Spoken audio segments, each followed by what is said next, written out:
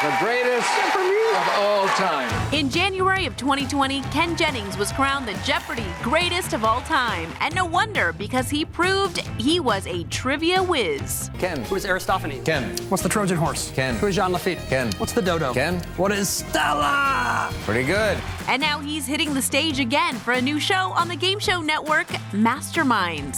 Ken Jennings and a team of trivia titans take on America's best players to find the next trivia mastermind. I wouldn't quit your day jobs, guys. So we asked Ken his tips for how anyone can become a mastermind. First, learn a little about a lot.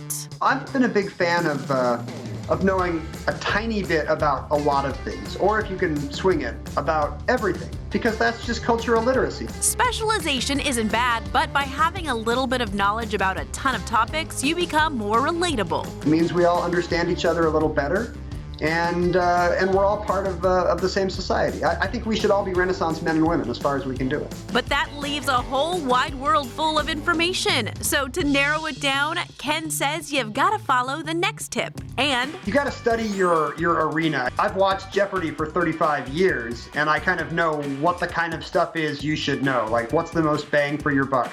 On Jeopardy, it's presidents, it's world capitals, state capitals, maybe Shakespeare. And it doesn't have to be a TV show. Maybe you want to become a gardening mastermind or a science mastermind. But whatever your arena, you've got to study every part, because as Ken discovered in his arena, the most important things can be the most surprising. And a lot of it on Jeopardy is actually getting into the timing of Alex's voice, because the buzzer is so important. So you got to practice on a buzzer. Even on Mastermind, click with your ballpoint pen at home, work on your speed.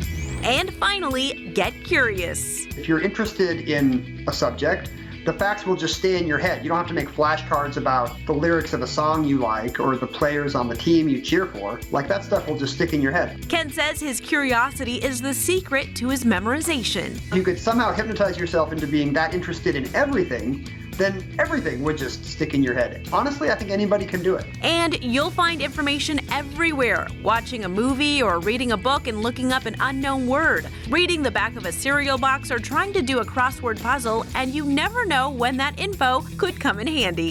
Being a nerd really pays off sometimes. Becoming a mastermind Ken. Shakespeare. is on the top of the list.